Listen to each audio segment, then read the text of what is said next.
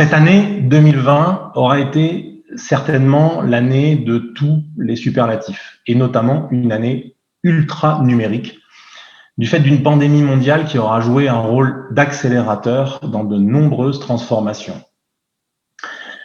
La question que nous nous posons tous, je pense, aujourd'hui est de savoir à quoi va ressembler 2021. Guillaume Brie, je vais me tourner vers vous. Vous êtes directeur général de Digital. Bonsoir, vous êtes directeur général de Digital Virgo, qui est une société leader dans les solutions pour le paiement et la monétisation des biens et services, avec près de 800 salariés, une trentaine de bureaux dans le monde. Ma première question, avant d'aller plus vers la prospective, depuis la création de Digital Virgo en 2008, si mes informations sont bonnes, quel regard portez-vous rétrospectivement sur l'évolution des modes de paiement, justement ? Oui, alors bonsoir à tous. Merci beaucoup, Étienne, pour cette question et puis pour cette invitation. Alors justement, vous avez cité deux dates, 2008 et 2020. Alors de 2008 à 2020, pour moi, il y a 4 éléments clés qui font ce qu'est le paiement mobile aujourd'hui. La première chose, c'est le développement des réseaux, des débits, des terminaux, qui ont permis ensuite, dans un deuxième temps, une augmentation de la qualité des services.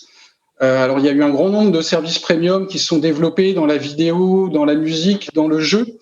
Et puis, naturellement, ça a amené une troisième étape qui est un élément clé, qui sont les usages. Donc, les usages ont suivi ces évolutions et les utilisateurs ont en effet commencé à accepter de payer pour ces services.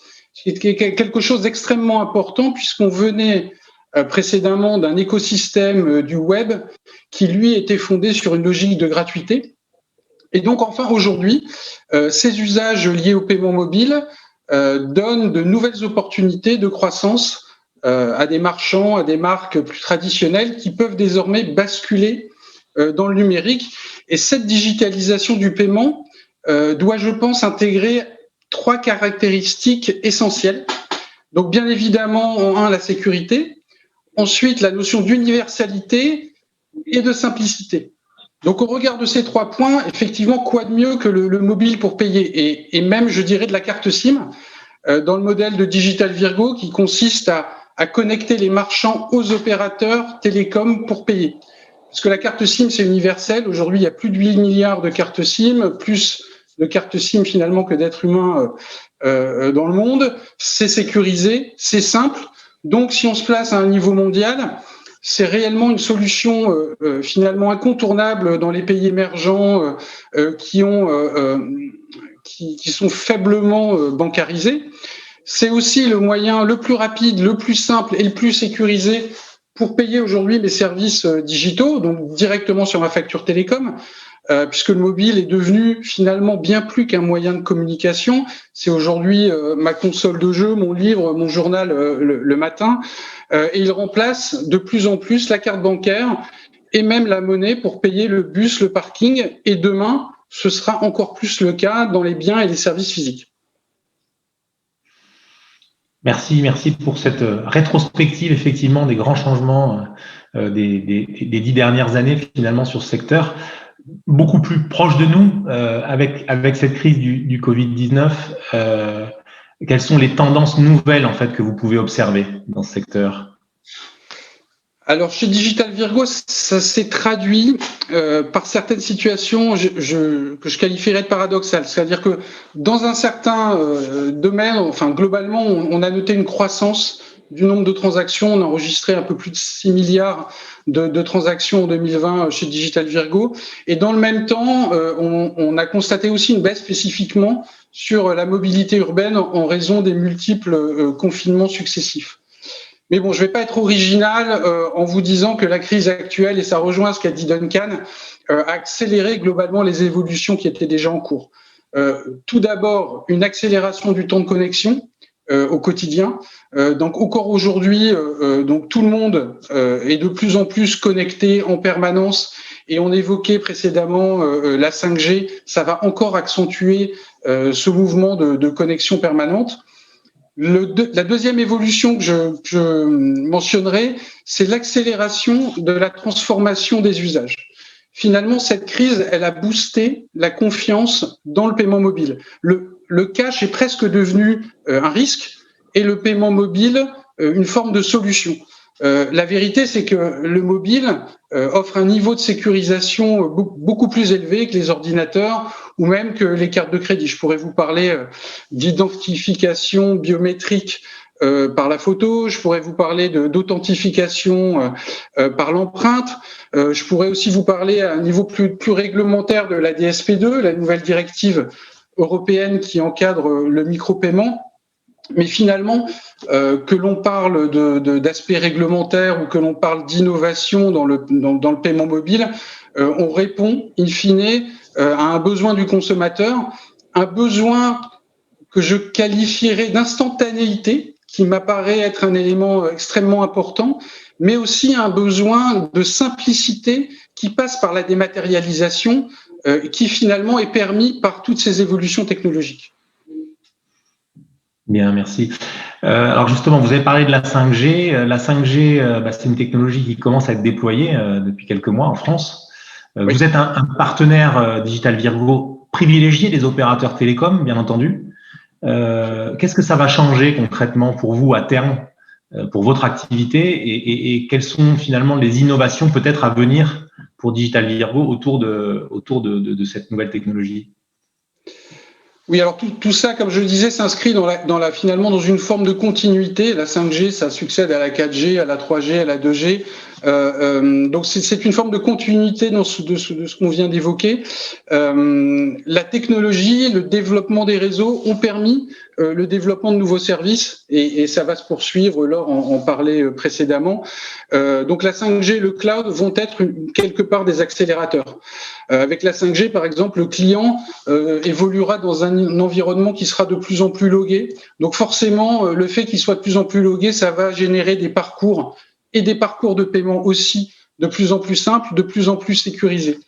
En ce qui concerne plus spécifiquement Digital Virgo, effectivement, comme vous l'avez dit, on accompagne des marchands, des marques pour leur permettre de développer des revenus en les connectant aux opérateurs télécoms.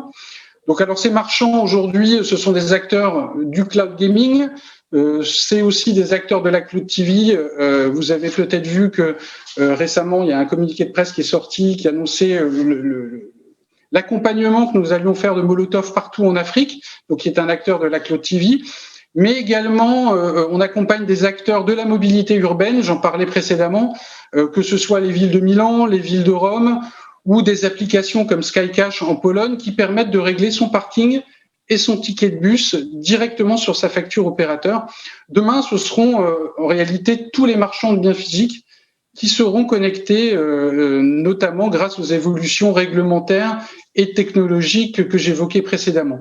Ce qui est important finalement, la conviction qu'on a chez Digital Virgo, c'est qu'adresser le paiement, c'est l'adresser dans sa globalité. C'est pas simplement processer de la transaction, mais c'est aussi en termes de parcours client, de réussir à innover, d'accompagner nos clients justement sur ces parcours des utilisateurs, et on va même parfois jusqu'à les accompagner dans la promotion de leurs services. C'est véritablement là l'identité et l'ADN de l'entreprise. Merci beaucoup. Une dernière question, je regarde la pendule en même temps. Une dernière question. Je vais faire vite. Un petit peu de temps. Christine Lagarde, directrice générale de la BCE, a annoncé la mise en place d'ici 5 ans d'un euro numérique. Dans le secteur privé, tout le monde garde bien à l'esprit Facebook et son projet de crypto-monnaie Libra. De votre point de vue, quels espoirs ou quelles craintes peut-être fondez-vous sur ces initiatives et comment est-ce que vous vous projetez alors que finalement il n'y a pas de norme universelle sur le paiement aujourd'hui?